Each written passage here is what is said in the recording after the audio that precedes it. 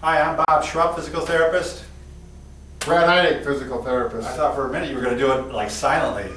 And together we are the most famous physical therapists on the internet.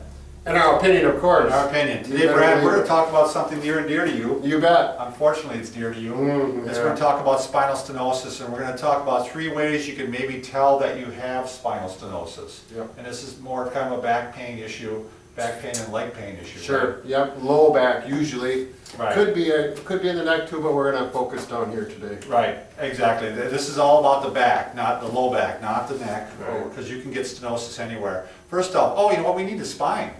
Oh, Yeah, Nancy. be careful. I know, I'll get a rotator. Go ahead. Keep it vertical. Go ahead. All I'm right. get a rotator tough. Rotator tough. Here. Rotator All right, tough here we here go. from that.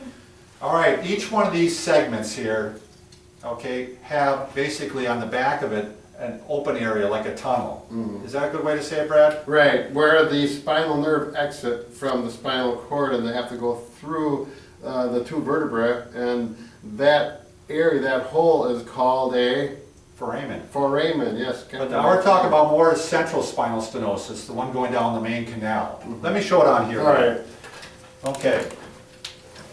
So this is kind of a cross section through one of the vertebrae, and you can see this round hole here. All right, the spinal cord goes right down that hole. This is a person who has spinal stenosis, and as you can see, it's narrowed up. And this can be caused by a thickening of the ligaments. It could be caused by bony growth. There's other things that can cause it. A disc protrusion into the canal can also cause it. But anyway, so there's pressure on the spinal cord. And when you get to the low back, actually what is happening at that point, it's really not the spinal cord anymore, it's the cauda equina, which is what actually is Latin for horse's tail. Right, yep. So, and that's just the spinal nerves that are starting to spread out.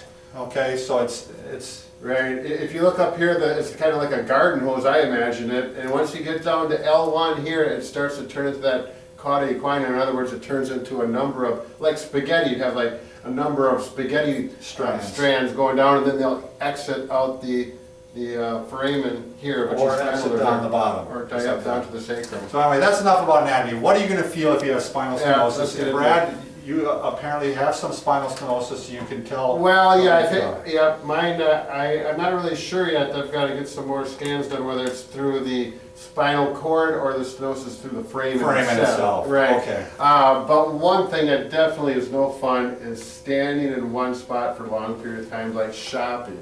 If I go shopping and my wife is shopping and I'm waiting, I need to sit Another down. reason not to like shopping for Right. a man. But and I saw statistically that was the highest correlated find with spinal stenosis, that they don't like standing, and it was actually called the shopping cart test or shopping cart syndrome, because people will tell me, and Brad would say it feels better when you lean forward and hold on to the shopping cart. Right, take some weight off, lean forward, and right now, I mean, because I'm having some back pain now, this feels good.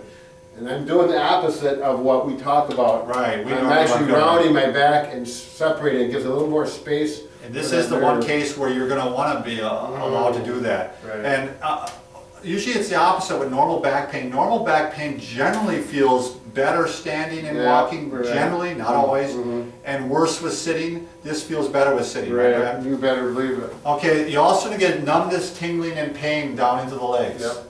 And quite often, what I see is often it's in both legs. And that's also not typical back pain. Typical back pain tends to go down one side. Right. So if you're getting it down both legs, it more often is going to be a spinal stenosis. Sure. Again, not definitive. Right. The last thing, Brad, is extension hurts, right? Right. You want to show them what extension Yeah, is? so if you're going to bend backwards like this, and I can do this, and this isn't too bad, but if you're doing something like overhead, like over the weekend, I was working on the ceiling, the next 2 days weren't very fun. You're going to feel it. Yeah.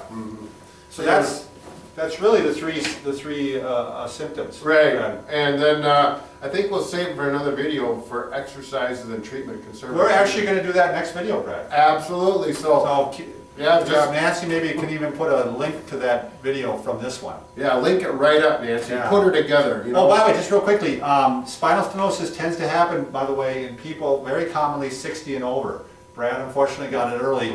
But so if you're in that age, 40 and over, you're going to subscribe to us because we do provide videos on to stay healthy, fit, and pain-free well into your elder years You and to better deal with believe it. these things like spinal stenosis.